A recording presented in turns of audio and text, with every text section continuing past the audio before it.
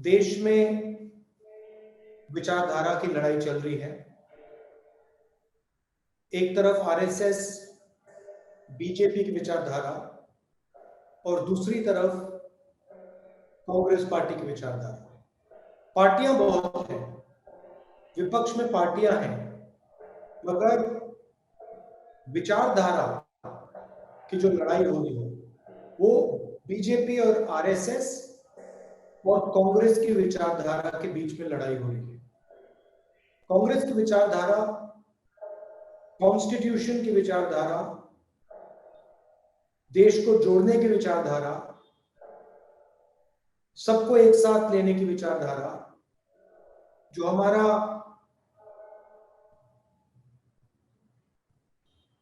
Unequal social system है,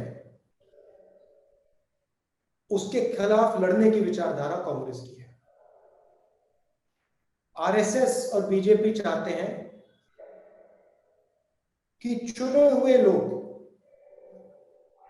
इस देश को चलाएं, पूरा का पूरा धन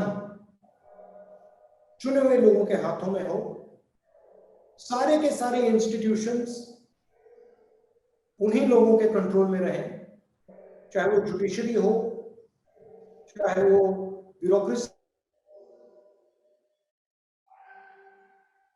हो, चाहे वो आर्मी हो, इलेक्शन कमीशन हो, स्कूल्स और कॉलेजेस हो। आरएसएस चाहती है कि ये सारे के सारे उन्हीं के कंट्रोल में रहें। हम चाहते हैं कि ये जो हमारे इंस्टीट्यूशंस हैं, ये जो हमारा देश है, ये सबका है, हर जात का है, हर धर्म का है, और सब लोगों को इस देश में रक्षा मिलनी चाहिए, एकता होनी चाहिए, भाईचारा होना चाहिए। ये लड़ाई है। आपने देखा मणिपुर में क्या हुआ और क्या हो रहा है, और आपको आश्चर्य होगा कि प्रधानमंत्री जी ने मणिपुर के बारे में एक शब्द नहीं कहा। आपको लगा होगा कि देश के प्रधानमंत्री जब देश का एक प्रदेश जल रहा है तो देश का प्रधानमंत्री कुछ ना कुछ तो कहेगा। आप में से बहुत सारे लोगों को लगा होगा कि देश का प्रधानमंत्री हवाई जहाज में जाकर इम्फाल में, कम से कम इम्फाल में लोगों से बात करेगा। पिछले कोई भी प्रधानमंत्री होते, कांग्रेस के प्रधानमंत्री तो वहीं बैठ जाते, मगर आपको आश्चर्य होगा कि हिंदुस्तान का प्रधानमंत्री नरेंद्र मोदी मणिपुर क्यों नहीं जा रहा है, मणिपुर के बारे में बोल क्यों नहीं रहा है? क्योंकि नरेंद्र मोदी जी चुने हुए लोगों के प्रधानमंत्री हैं, आरएसएस के प्रधानमंत्री हैं। उनको मणिपुर से कोई लेना देना नहीं। वो जानते हैं कि उनकी विचारधारा ने मणिपुर को जलाया है, मगर जो मणिपुर में दुख है, दर्द है, जो महिलाओं को चोट पहुंची है, उससे नरेंद्र मोदी जी को कोई फर्क नहीं पड़ता। और मैं आपको गारंटी देके कह सकता हूं कि जिस मणिपुर ने प्रधानमंत्री के दिल में दर्द नहीं पहुंचाया, वही मणिपुर इस मीटिंग में हमारे हर कार्यकर्ता के दिल में दर्द पहुंचा रहा है।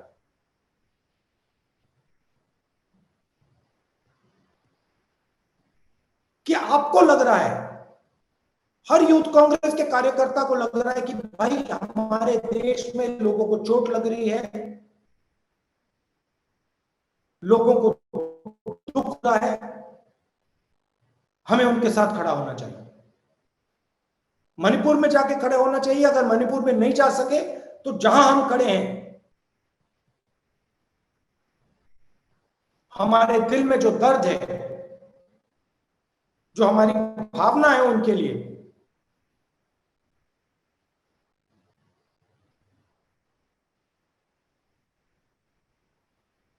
तो मेरा कहना है ये फर्क है। वो सिर्फ सत्ता चाहते हैं और सत्ता के लिए वो कुछ भी कर देंगे। मणिपुर को जला देंगे, बाकी देश को जला देंगे। हरियाणा, पंजाब, उत्तर प्रदेश, सारे देश को जला देंगे, क्योंकि इनको सिर्फ सत्ता चाहिए और कुछ नहीं चाहिए। इनको देश के दर्द से कुछ फर्क नहीं पड़ता, दुख से कोई फर्क नहीं पड़ता, इनको सिर्फ सत्ता चाहिए। और ये लड़ाई है। एक तरफ आप बैठे हो, आप कांग्रेस पार्टी के भविष्य हो, आपके दिल में देश प्रेम है। जब देश को चोट लगती है, कहीं भी हो, मणिपुर में हो, तमिलनाडु में हो, जम्मू कश्मीर में हो, उत्तर प्रदेश में हो, कहीं भी हो, जब देश को चोट लगती है, देश की किसी नागरिक को चोट लगती है, चाहे वो हिंदू हो, मुसलमान हो, सिख हो, ईसाई हो, तमिल बोलता हो, बंगाली बोलता हो, आपके दिल में चोट लगेगी एकदम। आप उदास होगे, आपको पता भी नहीं लगेगा मूड क्यों खराब हो गया। मगर उनके दिल में ऐसी कोई बात नहीं है। आरएसएस के लोगों को, बीजेपी के लोगों को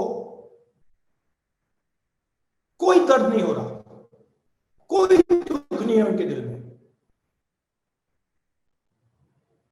क्योंकि हिंदुस्तान को बांटने का काम यही करते हैं और सदियों से करे आ रहे हैं। तो ये आपकी लड़ाई है और रास्ता भी बिल्कुल क्लियर है। भारत जोड़ो यात्रा ने दिखाया, जनता के बीच में जाइए, जनता से गले लगिए, थोड़ा कष्ट उठाइए, थोड़ा दर्द सहिए, और अगर आप ये काम करेंगे तो आप आने वाले समय में कांग्रेस पार्टी के नेता बनेंगे। अगर आपके दिल में दर्द नहीं है तो आप कांग्रेस पार्टी के नेता नहीं बन सकते। अगर आपको जब मणिपुर को चोट लगी, अगर आपको चोट नहीं लगी तो आप कांग्रेस पार्टी के नेता नहीं बन सकते। अगर किसी महिला का बलात्कार होता है तो आपके दिल में दर्द नहीं होता तो आप कांग्रेस पार्टी के नेता नहीं बन सकते।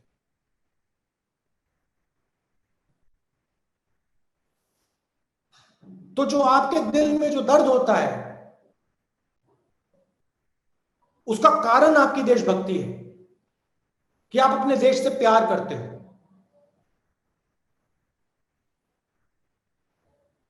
तो अगर आप अपने देश से प्यार करते हो तो फिर आपको देश से जुड़ना भी पड़ेगा। जुड़ोगे कैसे?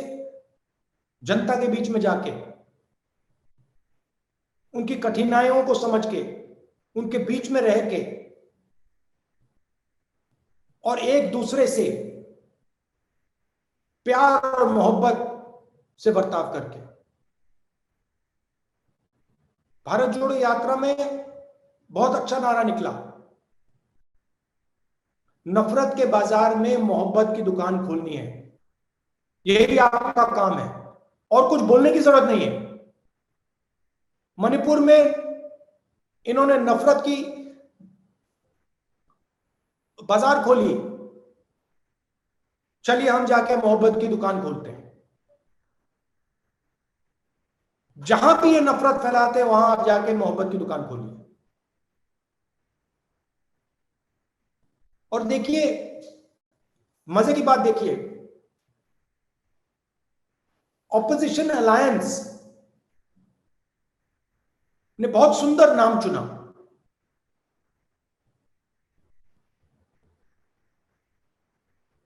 जो हमारे दिल से निकला, इंडिया। हम इंडिया हैं, और जैसे ही हमने नाम लिया, उसी इंडिया को नरेंद्र मोदी जी ने गाली देनी शुरू कर दी। उन्होंने ये भी नहीं सोचा कि मैं इस पवित्र शब्द हिंदुस्तान को गाली दे रहा हूं। इतना घमंड है, इतना अहंकार है। तो आप जाइए,